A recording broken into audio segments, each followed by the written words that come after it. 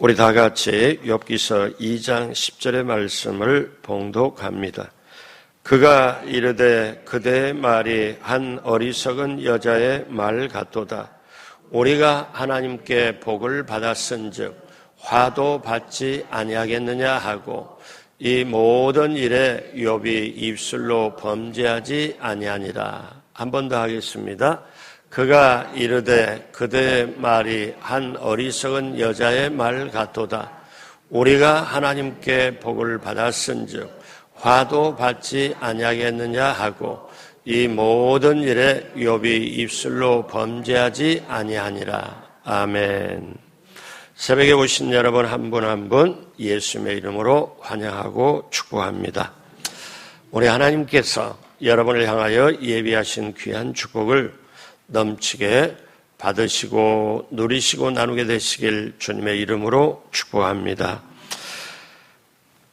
같이 한번 따라서 합니다. 인생의 어려움을 극복하자. 인생의 어려움을 극복하자. 이 주제를 가지고 욥기 말씀을 나누고 있습니다. 오늘은 세 번째, 오늘 말씀의 제목은 두 번째 시험입니다. 두 번째 시험. 우리가 신앙생활하면서 사단의 공격을 받으면 참으로 힘이 들고 괴롭습니다. 누구에게 말도 못하고 혼자 끙끙 앓면서 그리고 어찌할 수 없을 때 기도밖에 할 수 없습니다. 자, 욥은 사단의 첫 번째 시험에 넘어지지 않고 통과하고 승리를 거두었습니다. 그러나 사단은 여기에 멈추지 않고 한 번의 공격으로 그의 공격을 끝내지 않고 두 번째 이제 공격이 오늘 본문 2장에 나와 있습니다. 사단은 항상 사람을 또 특별히 예수님 잘 믿는 사람을 하나님 앞에서 참소합니다. 여러분, 사단이라는 말이 어떤 뜻이냐면 참소자, 고발자라는 뜻입니다. 사단은 하나님 앞에 그리고 우리 자신의 양심 속에 끊임없이 우리를 고발합니다. 우리가 자신을 학대할 때는 그 배후에 사단의 참소가 있음을 우리는 꼭 잊지 말아야 합니다. 욥기서를 푸는 열쇠가 사실 1장 9절에 있습니다. 우리 다시 한번 1장 9절을 다 같이 하도록 할까요? 사단이 야훼께 대답하여 이르되 욥이 어찌 까닭없이 하나님을 경외하리까? 자, 이 말씀이 참 소중한데 사단이 그 문제의 핵심을 말하고 있죠. 자, 한번 그의 생명과 관련된 몸뚱이를 쳐보십시오. 건강을 비틀거리게 만들면 그는 즉시로 하나님을 부인하고 떠날 것입니다. 자, 이 사단의 요구에 하나님이 거기까지 허락을 하셔요. 우리가 욥기를 공부하고 우리가 지금 말씀을 나눌 때 반드시 잊지 말아야 될 사실 한 가지가 있습니다. 그것은 욥이 하나의 우리의 본이라는 거예요. 모본이라는 거예요. 자, 모본은 하나하나 둘이면 족하지 많이 필요가 없습니다. 그럼 욥이 뭐냐? 우리의 어떤 거에 본이 되냐? 어떤 거에 우리의 모본이 되냐? 이거는 물질이나 건강 때문에 하나님을 섬기는 게 아니고 어떤 상황, 어떤 조건, 어떤 일을 만났을지라도 하나님이 하나님 되심을 인정하고 믿고 예배를 드리는 것. 이거를 가르쳐 주는 거예요. 자, 그래서 이제 욥을 본으로 삼아가지고 시험을 허락하시는 경우입니다. 그러면 우리가 욥기서를 보면서 사실상 아픔을 주는 것은 하나님이 아니시고 사단입니다. 하나님은 허용하셨죠. 그래서 악과 아픔 자체는 사단에게서 온 것이지 하나님이 주신 게 아니라는 거예요.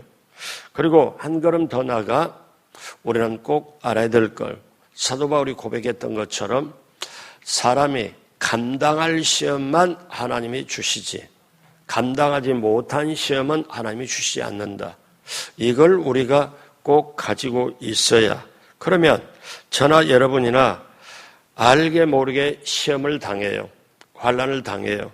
그러면 우리가 하나님이 하신 말씀, 너에게 감당할 시험만 허락하지 감당하지 못할 시험을 허락하지 않는다. 이것이 내 마음속에 굳게 믿어지면 환난과 시험과 문제와 고통 속에 있을지라도 괴로울지라도 결론을 가지고 가잖아요. 결론을. 이 세상에 하나님과 나 사이에 예수님을 통해서 맺어진 그 사랑에서 끊을 자는 없다. 이 세상에 어떤 것도 하나님의 사랑에서 나와의 관계 끊을 자 없다. 그리고 시험 환난도 내가 감당할 수 있을 것만큼만 허락한다. 이게 믿어지면 시험 환난과 당하는 게 자세가 달라요. 그래서 사도 바울이 로마서 뭐라고 말씀하냐면 너희가 환난을 당하나 즐거워해라. 여러분, 환난을 당하는데 즐거워하는 게 그건 사람이 아닐 수 있잖아요. 그런데 믿음으로 자, 환난을 하면 즐거워해라. 환난은 인내를, 인내는 연단을, 연단은 소망을 이루는 줄 압니다. 아, 이게 환난을 통해서 우리의 소망을 이루는구나. 이게 믿어지면 지금 환난 속에서 고통 속에서 문제 속에서 하나님 붙잡고 하나님께 욥처럼 땅에 엎드려 예배하고 경배하게 될 줄로 믿습니다. 그러면 이제 사단의 두 번째 시험을 보겠습니다. 첫째로 어떠한 상황에도 하나님은 확실히 계신다는 거예요. 여러분, 우리는 이런 질문을 할 수 있어요. 욥을 보면서 잘 믿는 사람에게도 저런 일이 일어나니 틀림없이 하나님은 계시지 않을 거야. 오늘날 우리 주위에 어떤 분이 참 열심히 신앙생활 하는데 어려움이 다가왔어요. 그러면 사람들이 어머나 세상에 어떻게 저런 일이 저 사람에게 왔지? 저 사람은 이렇게 열심히 신앙생활도 하고 남들에게 좀 잘하는 편인데 어떻게 왔지? 그러다가 어려움이 반복되는 걸 봤을 때 그래도 뭔가 있겠지. 우리는 몰라도 이렇게 생각들을 해요. 근데 여러분 이거는 하나님이 주시는 게 아니죠. 잘 믿는 사람에게도 어떻게 저런 일이 일어날까? 욥이 어제 우리가 말씀을 살펴본 것처럼 욥이 온전하고 정직하고 하나님을 경외하고 악에서 떠났다. 그런데 네 가지 환난이 겹치기로 다가옵니다. 아들, 딸까지 다 죽는, 재산 다 잃어버리고, 그리고 어때요? 사랑하는 자녀들 다 잃어버리는 엄청난 일을 겪죠. 그랬을 때도 욥이 하나님을 어떻게 해요? 입술로 범죄하지 않고 오히려 하나님 앞에 엎드려서 슬퍼하지만 엎드려서 하나님을 예배하는 것. 이게 가능할까? 저와 여러분들이 그거를 제시해 주는 거죠. 자, 우리가 어떤 환난을 만나요. 어떤 어려움을 만나요. 나라를 봐도 국제 정세를 봐도 아니 우리 개인을 봐도 우리 주위의 교회를 봐도 이해가 안 되게 될 일이 있어요. 어떻게? 수긍이 안 돼요. 이해가 안 되니까 수긍이 안 되고 이게 어떻게 말이 안 된다. 그런 걸 볼 수 있잖아요. 우리는 지금 그런 속에 살고 있잖아요. 그럴 때 우리는 알아야 돼요. 저 일이 도저히 말이 안 된다. 국가적으로 개인적으로 아니면 어떤 일이 있더라도 저건 모순된다. 도저히 저게 말이 돼? 이게 안 돼. 그럴지라도 우리가 믿어야 되는 게 하나 있어요. 하나님은 확실하게 계신다. 이거를 붙잡아야 돼요. 자, 금세기에 가장 막대한 영향을 끼친 기독교 철학자 가운데 프란시스 셰퍼라는 분이 계세요. 저도 저분의 책을 이렇게 전집이 있어서 이렇게 공부를 하다가 두세 권, 세 권까지 읽어본 적이 있는데요. 이분은 어떤 얘기를 했냐면 굉장히 차원 높은 얘기를 했어요. 우리는 하나님이 나를 사랑하신다. 그러니 우리도 사랑해야 된다. 우리 예수님을 믿으면 구원받는다. 근데 이분은 이런 정확한 표현을 했습니다. 성경의 제일 메시지가 뭐냐? 그것은 하나님이 당신을 사랑하시다는 사실도 아니고 하나님이 그리스도를 당신을 구원한다는 사실도 아니다. 가장 확실한 제일의 메시지는 하나님이 계신다는 거다. 여러분 그렇잖아요. 보통 사람은 하나님이 나를 사랑해.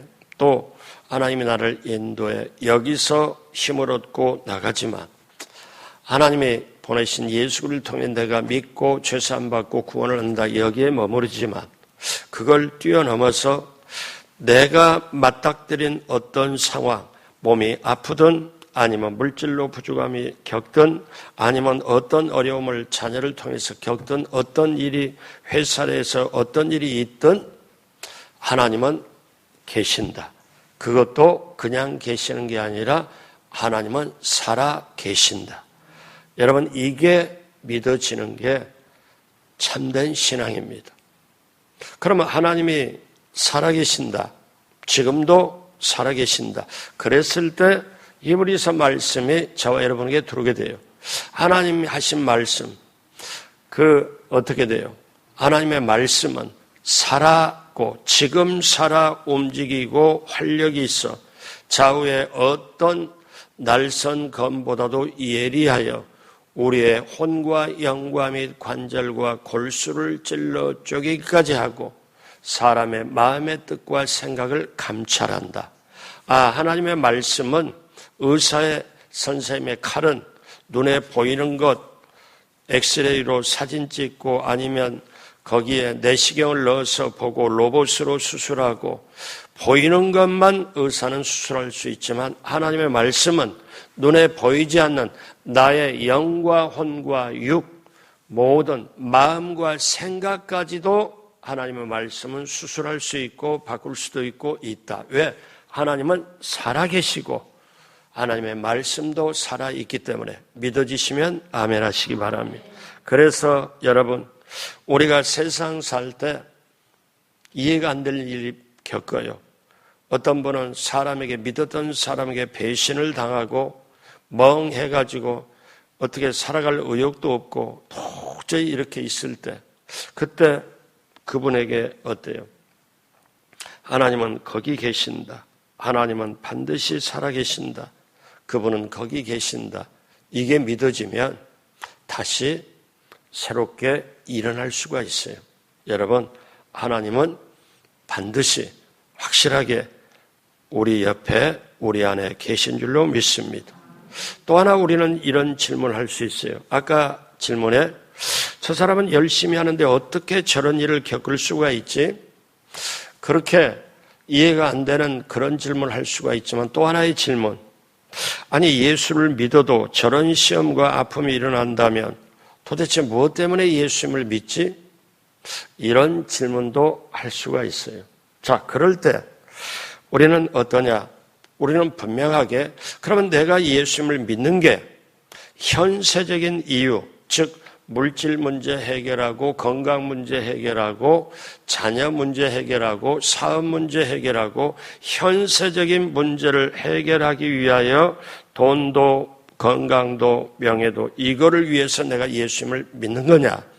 아니면 그걸 뛰어넘어서 예수님이 나의 주님이기 때문에 예수님이 나의 영원한 그리스도이기 때문에 내가 믿냐? 이 문제를 우리는 사실 그 강을 건너야 돼요. 자, 욥기서 두 번째 욥의 건강을 친 문제를 한번 보죠. 2장 1절, 2절 다 같이 합니다. 또 하루는 하나님의 아들들이 와서 야훼 앞에 서고 사단도 그들 가운데 와서 야훼 앞에 서니 야훼께서 사단에게 이르시되 내가 어디서 왔느냐? 사단이 야훼께 대답하여 이르되 땅을 두루 돌아 여기저기 다녀왔나이다. 자, 사단은 땅에 여기저기 두루 다니면서 참소할 자를 찾고 어떤 사람은 도적질을 하고 어떤 사람은 죽이고 어떤 사람은 멸망시키는 게 사단의 일입니다. 그랬을 때 사단이 하나님 앞에 딱 나오니까 하나님이 너 어디서 왔냐? 땅을 이쪽 저쪽 두루 다니면서 왔습니다. 그랬을 때 하나님이 뭐라고 말씀하냐면 1장에서 말씀한 것처럼 비슷하게 2장 3절 야훼께서 사단에게 이르시되 그 다음 같이요. 내가 내 종 욥을 주의하여 보았느냐? 그와 같이 온전하고 정직하고 하나님을 경외하며 악에서 떠난 자가 세상에 없느니라. 하나님이 1장에서 사단 앞에 욥을 그렇게 말씀했는데 2장이 똑같이 말씀을 합니다. 자, 그랬을 때 어떻게 해요? 여기에 떠난 자가 없느니라. 그러면서 뭐라고 말씀해요? 내가 나를 충동하여 까닭없이 그를 치게 하였어도 그가 여전히 자기의 온전함을 굳게 지켰느니라.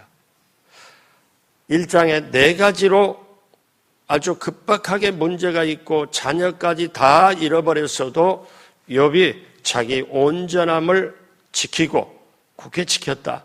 이렇게 얘기를 하니, 그러니까 1장에 처음에 일이 터지기 전에, 환난이 오기 전에, 고통이 오기 전에 하나님이 사단에게 맞죠. 욥처럼, 내 종 욥처럼 이렇게 이런 사람이 없다. 사단이 참소해서 아닙니다. 그 있는 거 다 쳐버리면 하나님께 욕할 거예요. 자, 그런데 다 4가지를 쳤어도 그대로 온전함을 굳게 지키니까. 근데 사단이 다시 참소를 합니다. 2장 4절에 사단이 이렇게 야훼께 대답하여 이르되 가죽으로 가죽을 바꾸오니 사람이 그 모든 소유물로 자기 생명을 바꾸올지라. 2장 5절 다 같이 합니다. 이제 주의 손을 펴서 그의 뼈와 살을 치소서. 그리하시면 틀림없이 주를 향하여 욕하지 아니하겠나이까. 자, 이제 몸 밖에 있는 거 쉽게 말할게요. 욥 몸 밖에 있는 거를 다 쳐버렸는데, 그런데 욥이 온전하면 욥의 몸을 직접 쳐버리면 이제 어떻게 해요? 하나님을 향하여 욕하게 하지 않겠냐? 여러분, 우리에게 시험을 줄 때 우리 몸 밖에 시험이 와요. 환난이 올 수 있어요. 그런데 진짜 또 환난은 어떠냐면 몸에 오는 거예요. 자, 욥이 그렇게 되죠. 그러면 어떠냐? 그 뼈와 살을 치면 틀림없이 주를 향하여 욕하지 아니하겠네. 여러분, 사단의 참소는 끝이 없어요.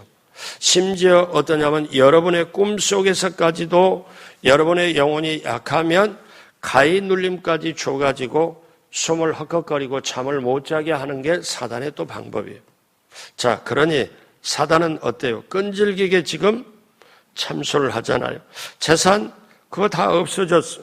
그거 없어요. 분명히 처음에는 그 재산을 치면 하나님께 욕할 거라. 하나님을 반대할 거라. 근데 욥이 까딱없이 버티거든요. 그러니까 아니다. 이제 몸을 치면은 그렇게 하나님을 반대하고 욕할 거다. 자, 그래서 어떠냐? 2장 6절에 야훼께 사단에게 이르시되 내가 그를 내 손에 맡기노라. 다만 그의 생명을 해하지 말라. 2장 7절 사단이 이 야훼 앞에서 물러가서 욥을 쳐서 그의 발바닥에서 정수리까지 종기가 나게 만지라. 발바닥에서 여기까지 종기가 나게 만들더라. 그래서 욥이 2장 8절에 상태가 어떻습니까? 같이 합니다. 욥이 제 가운데 앉아서 질그릇 조각을 가져다가 몸을 긁고 있더니.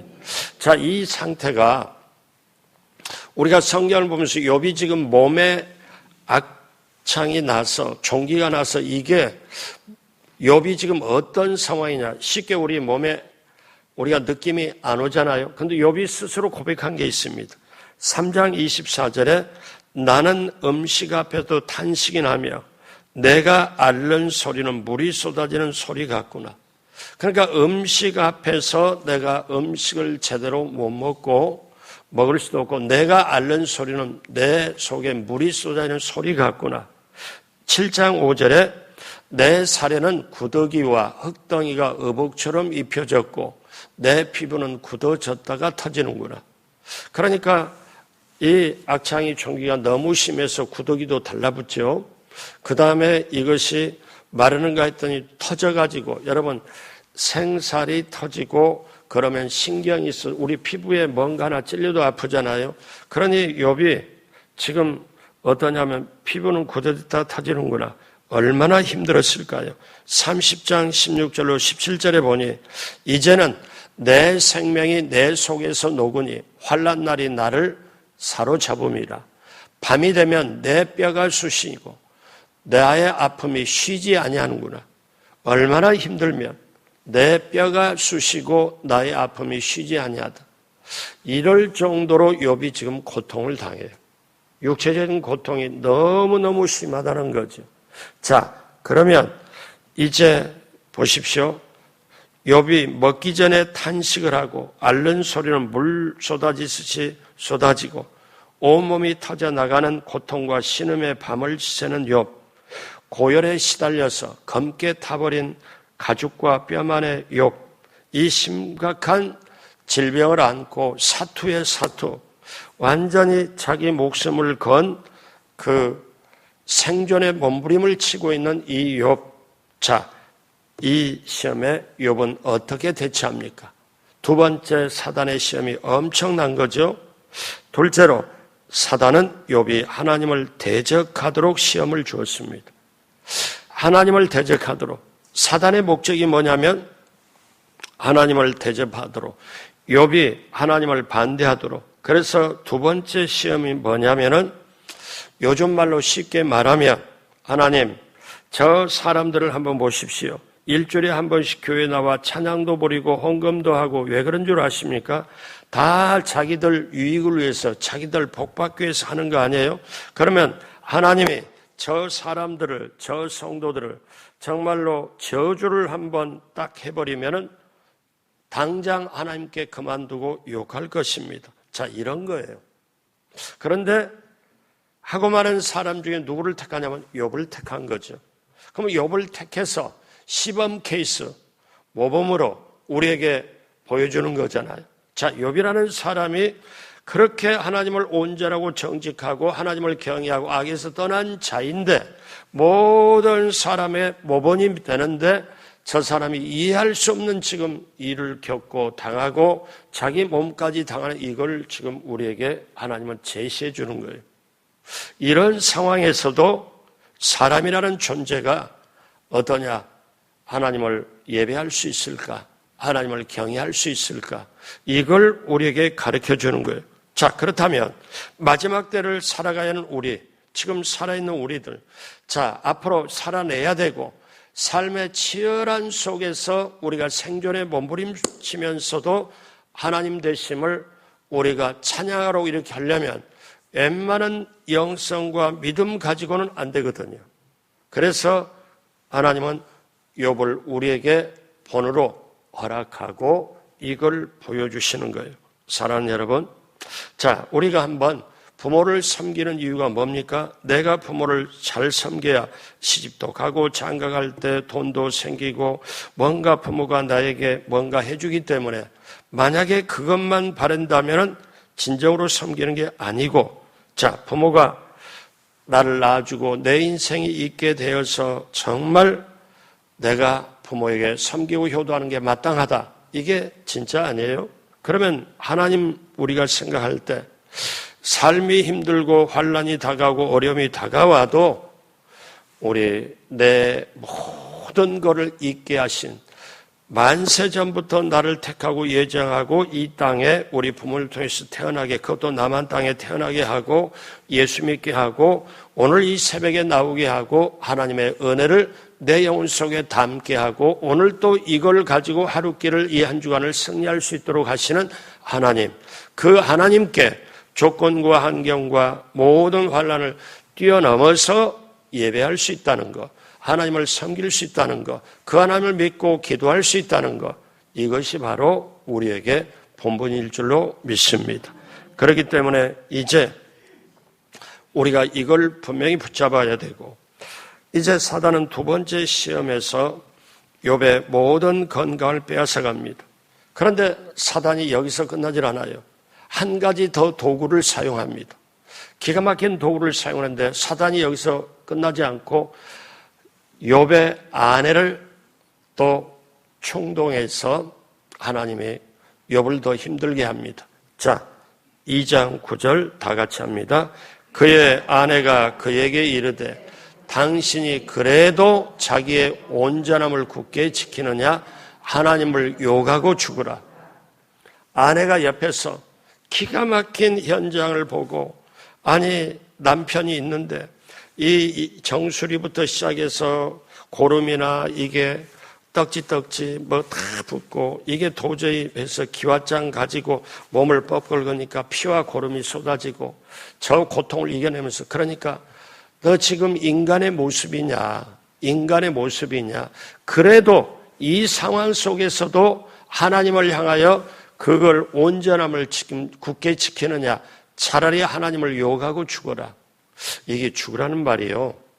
우리말로 딱 저 표현하는 게 하나가 있어요. 이 성경에는 죽으라고 점잖게 표현했지만 우리말로 뭐 뒤져라. 이 표현이에요. 그러니까 이거를 듣는 그러면 여기에 온전함이라는 것은 뭐냐? 무죄, 순전함, 정직, 성실을 뜻해요. 오직 하나님 앞에 정직과 성실, 이게 온전함인 거예요. 그래도 당신이 지금 하나님 앞에 온전함을 지키냐? 차라리 하나님을 욕하고 죽으라. 자, 여러분, 그런데 여기서 잘 보십시오. 욥의 아내가 이 말을 했잖아요. 하나님을 욕하고 죽으라고. 그러면 우리 욥기서 1장의 11절에 보면은 사단이 뭐라고 그래요? 이제 주의 손을 펴서 그의 모든 소유물을 치소서 그리하시면 틀림없이 주를 향하여 욕하지 않겠나이까. 사단이 재산 날아가기 전에 이거를 하죠. 있는 거 쳐버리면 욕하지 아니하겠나이까. 1장 11절에 2장 4절에 오늘 본문에 4절에 사단이 야곱에게 대답하되 가죽으로 가죽을 바꾸니 사람이 그의 모든 소유물로 자기 생명을 바꿀지라.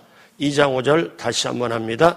이제 주의 손을 펴서 그의 뼈와 살을 치소서 그리하시면 틀림없이 주를 향하여 욕하지 아니하겠나이까. 사단은 지금 어떠냐면은 욥을 통하여 하나님을 대적하도록 만드는 게 사단의 목적인데 1장에 그 큰 4가지 환난을 당하기 전에 이걸 다 빼앗으면 하나님께 욕하지 않겠나이까. 2장에 몸을 쳐버리면 하나님께 욕하지 아니하니까. 이게 사단이 지금 계속 하나님께 욕하지 않을까 하는 말인데 누구를 통해서 해요? 자기 욥의 아내를 통해서 이제 욕하고 죽으라. 그러면 이거는 뭐냐면은 욥의 아내를 통해서 사단은 지금 그대로 표현을 하는 거예요. 욥의 아내를 이용한 거예요. 여러분, 우리 인생에 가장 힘든 일이 어떤 일이냐? 차라리 남에게 당한 건 괜찮아요. 가장 믿었던 가족, 가장 믿었던 친구, 가장 믿었던 자기 회사 직원에게 당했을 때 얼마나 힘든지 몰라요. 가장 가까운 사람을 사단은 이용해서 무너뜨리려고 합니다. 여러분, 예수님이 이제 사역을 할 때 어떠냐? 그 예수님 앞에 가장 예수님의 마음을 아프게 했던 사람이 늘 어렵게 했던 바리새인과 서기관들이 아니에요. 가장 사랑했던 제자 베드로가 뭐라고 말해요? 마태복음 16장 23절에 예수께서 돌이키시며 베드로에게 이르시되 사단아 내 뒤로 물러가라. 왜?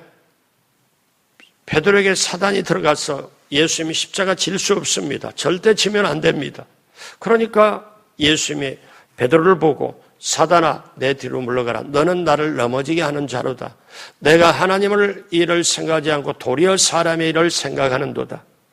사단이 베드로에 들어가서 이 얘기를 하니까 어떻게 해요? 베드로 보고 사단아 내 뒤로 물러가라. 자, 오늘 본문으로 돌아와서 아내가 차라리 하나님을 욕하고 죽으라. 그건 어때요? 사단이 1장에도 말하고 2장에도 말했던 내용을 그대로 지금 사단의 대리인이 돼가지고 지금 욥에게 말하잖아요. 사랑하는 여러분, 사단은 가장 가까운 사람을 통해서 활용을 해서 하나님의 사람을 하나님을 대적하도록 무너뜨리도록 만듭니다. 예수님의 사랑하는 제자마저 사단의 도구로 사용될 수 있다는 사실. 자, 우리가 이걸 알고 그럼 마지막으로 세 번째 욥은 두 번째 시험에도 범죄하지 않습니다. 자, 오늘 2장에 하이라이트가 있는데 2장 10절입니다. 다 같이 한번 같이 하죠. 그가 이르되 그대의 말이 한 어리석은 여자의 말 같도다. 우리가 하나님께 복을 받았은즉 화도 받지 아니하겠느냐 하고 이 모든 일에 욥이 입술로 범죄하지 아니하니라. 아내가 하나님을 욕하고 죽으라고 했을 때 욥이 뭐라고 답변해요? 그가 이르되 그대의 말이 한 어리석은 여자의 말이로다. 우리가 하나님께 복을 받았으면 때때로 잃어버리는 것도 가져가는 것도 그 다음에 화도 받는 것도 당연하지 않겠냐. 욥이 이 모든 일에 입술로 범죄하지 아니하니라. 여러분, 이걸 우리가 붙잡아야 돼요. 이걸 붙잡아야 돼요. 근데 오늘날 너무나 많은 사람들이 입술로 죄를 범해서 저는 겁이 나요. 어떤 겁이 나냐? 사실 하나님은 공의와 사랑이 같이 가는데 사람은 심는 대로 거두거든요. 행한 대로 갚거든요.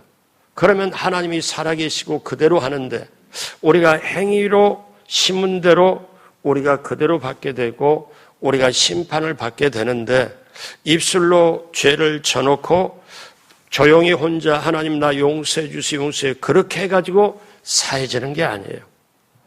대가는 치료입니다. 용서는 받지만 대가는 치료예요. 다윗이 범죄했을 때 어떻게 해요? 하나님께 그렇게 회개를 해서 용서는 받아요. 그러나 대가는 치료입니다. 여러분 이걸 예수 믿는 사람이 알아야 돼요. 그래서 우리는 왜 말씀으로 살아야 되고 기도로 살고 성령으로 살아야 되냐? 보혈로 덮어지며 살아야 되냐? 범죄한 걸 용서받고 입술로 탄식하고 입술로 했던 거 그거는 어떻게 해요? 오늘날 예수 믿는 사람이 가장 많이 짓는 죄가 입술로 죄를 짓는 거. 이거 어떻게 할 거예요? 이거 나중에 어떻게 감당을 할 거예요? 어떻게? 그런데 이걸 모르고 그냥 넘어가고 그냥 쉽게.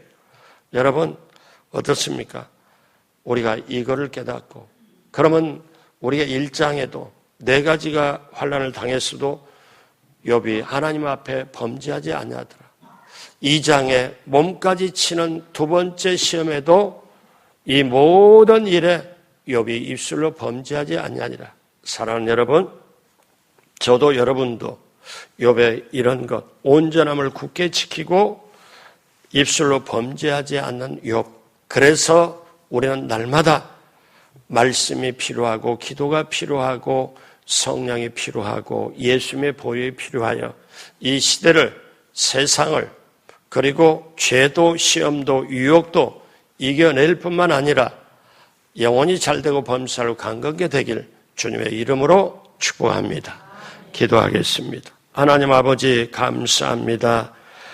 욥은 첫 번째 시험이나 두 번째 시험을 겪을 때에도 입술로 전혀 범죄하지 않고 자기의 온전함 하나님을 향하여 예배하는 그 경외하는 마음을 굳세게 지켰습니다. 하나님 성령께서 도와주셔서 오늘 우리 새벽에 나오신 사랑하는 우리 성도님 모두에게 또 우리 이 시대를 살아가는 예수 믿는 사람 대한민국의 모두에게도 욥처럼 모든 일에 입술로 범죄하지 않고 오히려 하나님을 경외하고 예배하는 모든 본을 보여준 것처럼 단단히 지키고 나갈 수 있도록 함께하여 주옵소서.